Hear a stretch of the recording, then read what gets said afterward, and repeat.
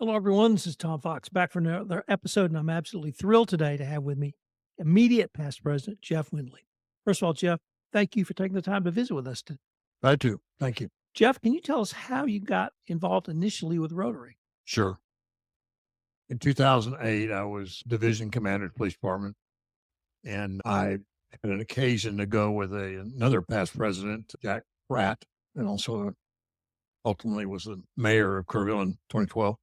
And I said, Jack, take me to a Rotary meeting because he used to be the president of Rotary in Sugarland, south of Houston. And we went. And at that time, we had our lunch meetings at the Inn of the Hills. We had about 170 members at that time in Kerrville Rotary, Noon Rotary. We'd have about 80 or 90 at lunch. It was awesome. And just everybody in town was in the room. It was great. Jack took me during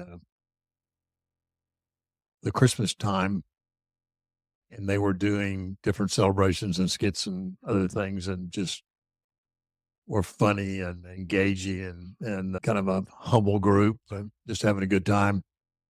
And that got me so enamored with the cadre. And I said, Jack, will you sponsor me? He said, sure. So that's when I joined, was 2008. So I'm coming up on 17 years here. And it's been a great experience. I know you probably want to ask me questions about it, but the bottom line is this Noon Rotary Club, we're down to about 54 people at a meeting, but we're still doing about 22 events a year as a member. And it's great. I got nothing but good things to say about Noon Rotary. It's fun. Good people. As I mentioned, your immediate past president. Yep. What got you on the leadership track?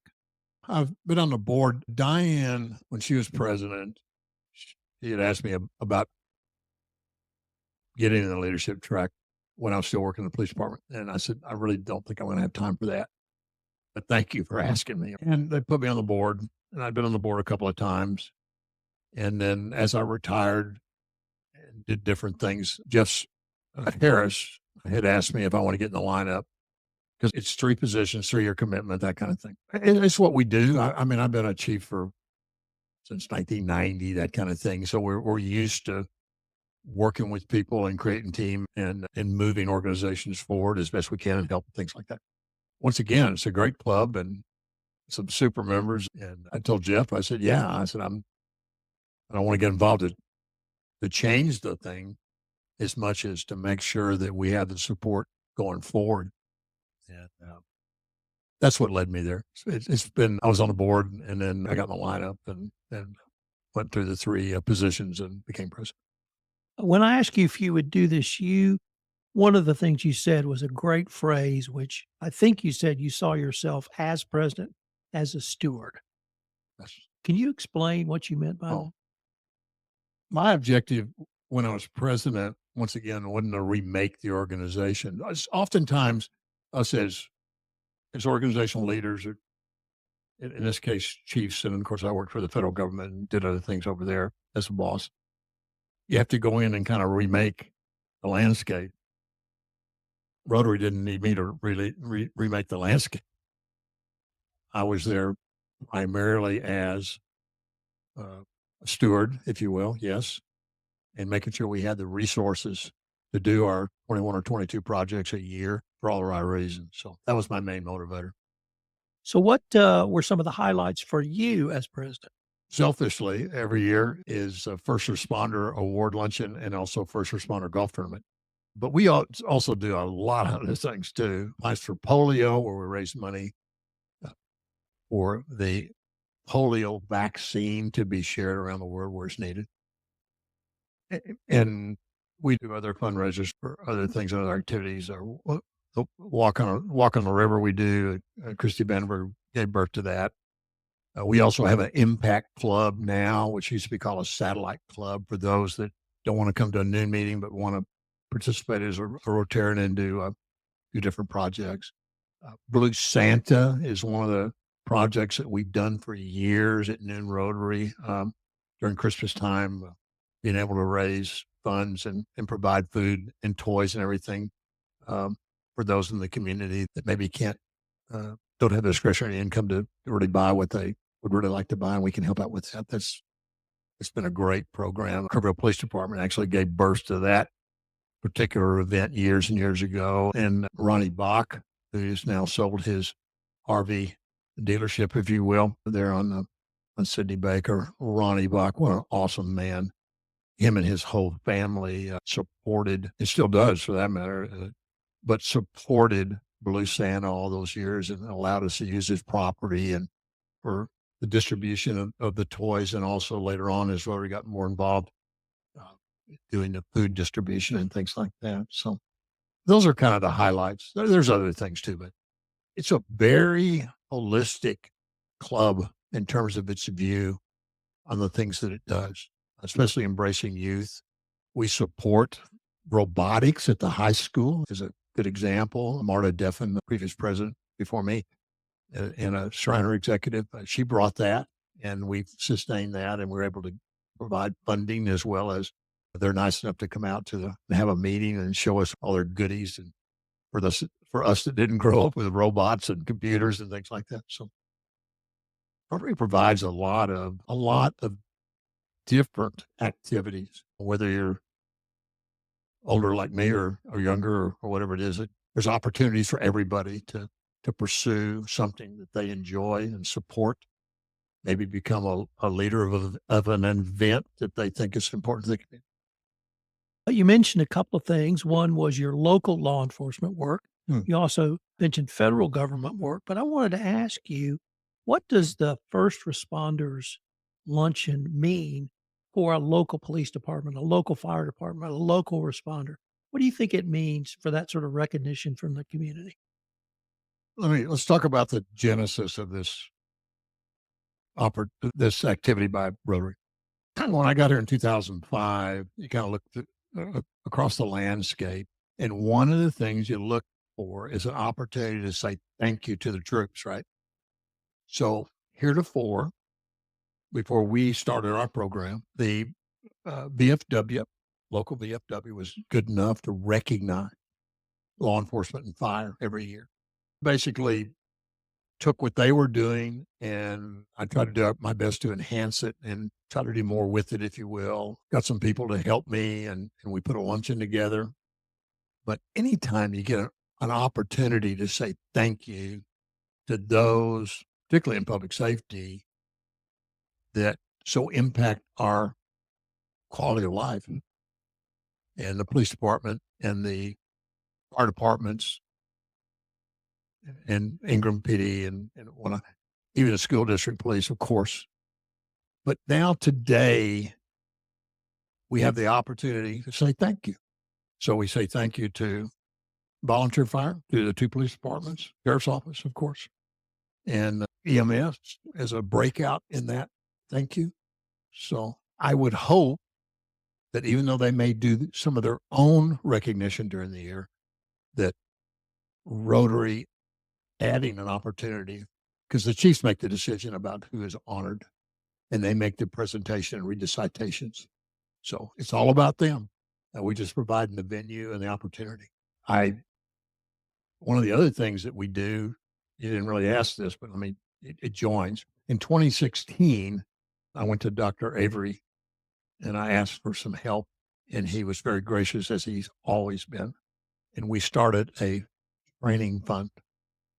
And I haven't done quite as much with it the last couple of years because I've been involved in the radio project here for the county. But the bottom line is we have so many giving people in our community that oftentimes it's just about asking them for help that they may not have known that maybe we're trying to embark on a certain project, and just approaching them. And Dr. Avery, oh my gosh, Who is Dr. Avery? Chris Avery, And he is? he is the former chairman of Avery Artisan Jewelry. James Avery? James Avery, Okay. yes, his dad. And he is a emergency room physician by education. And so he's part of our group of public safety. And Sir Chris, anyway, I want to mention it because it's heavy on my heart all the time, what he did and still does for us. And then we have a golf tournament, which we have every year. Jeff Harris was good enough to uh, get in there as a PTA professional and as a bank executive, but Jeff jumped in there and really helped that piece of our fundraising for first responders and really took it to new heights. And from that, we've been able to, we spend about 10 or 11,000 a year in training dollars. So we can help, and it's primarily for advanced training. It's not necessarily for basic training, although it has been, but that was not the first intent or the original intent. But we've morphed it as the need arose and people asked for help. So we've been pretty fortunate to be able to give a hand to some folks. You mentioned the Impact Club. Yep. But I wanted to draw it to the local, or I should say, the Comfort Impact Club from the high school students. It's not an impact club Okay. for the students. It's actually RILA, or I mean, the student group. They go to RILA for training. Sorry, but we have Tivy has a group. Comfort has a group. The young man that spoke last Wednesday. Yes, that's what. Yeah, Hunter. Who's graduating early from Comfort, by the way, and it's already been accepted by at least 3 universities that I know of. So the youth groups, Christy Vandenberg and others, and Christy Shepard, our now president, has taken a really strong interest in that area. And they've worked very hard supporting those activities and maturing those activities, guidance and mentoring and things like that. It also strikes me as a funnel to help bring some members to Rotary, and perhaps after they've either gone into the workforce or graduated from college. We hope. We hope. We're recording this in January 2025, but 2026 is a pretty big year for this club. Yes. Could you tell us why? 100th year anniversary in February of 2026. I asked today what the date in February was because I forgot. And as you can see from my notes, I don't have it down here, but at any rate, so we've started a committee. Greg Falden, one of our board members and a former West University Place Rotarian, Houston area, for those that are not aware. He is leading the charge, and we have a meeting tomorrow at 4, as a matter of fact. So we're discussing what elements will occur. We've taken all of our old information that we had as archives, and it's been organized courtesy of Rosa Lavender, who is a career teacher and also a journalist is probably the best word. Rosa, she's so awesome. She organized all this material, and it really created a master portfolio and profile of the club from day one, I guess, for the whole period. So she's going to produce 10-year blocks and as inserts to the community journal, and also make it available to Kerrville Daily Times so that the public can see who was involved in Kerrville Rotary and what events and activities and what they've accomplished through the years, those kind of things. Yeah, it's going to be pretty awesome. In fact, we just had a board meeting a little while ago, and one thing we're talking about is, do we do some type of fixed monument, if you will, or something that commemorates that 100-year? So anyway, it's gonna turn out really nice, I believe, the way that it's being discussed. So yeah, pretty exciting time. One of my observations about the city of Kerrville, and I moved here in 2021, is there seems to be a very much of a public-private business partnership among the businessmen, and you mentioned Chris Avery, but certainly Peterson Hospital System, James Avery, HEB, et cetera. And we have citizens moving in to become mayor, rotating out of becoming mayor. There are business people in town. And Rotary seems to me to be a big part of that, because we have the city manager, we've had a mayor as members, and we obviously have business people, police chief, and school superintendents for both Ingram and Tivy, numerous people from Shriner. Would that be sort of consistent with what you've seen, or do you see it in a different way? No, you and I don't differ on that. It's like Brent Ringo and I are neighbors. The preceding Kerrville ISD superintendent was also a resident of our neighborhood, still owns his house. Good people. Brent went to West Point, played ball, got injured, got his doctorate at Texas A&M. It just goes on and on. I mean, it's amazing the people that this community has recruited. They had their major programs like that. Bobby Templeton, Dr. Templeton at Ingram. Oh my gosh, done such a great job. And so the other two superintendents. Yes, we've been very fortunate that Kerrville Noon Rotary has that kind of draw, and that people see the value in coming and sitting and visiting and having a meal and talking about what's going on. Because every Wednesday noon, we have informative speakers that provide to some information that they're not aware of, to others just a reminder because they're part of the mainstream.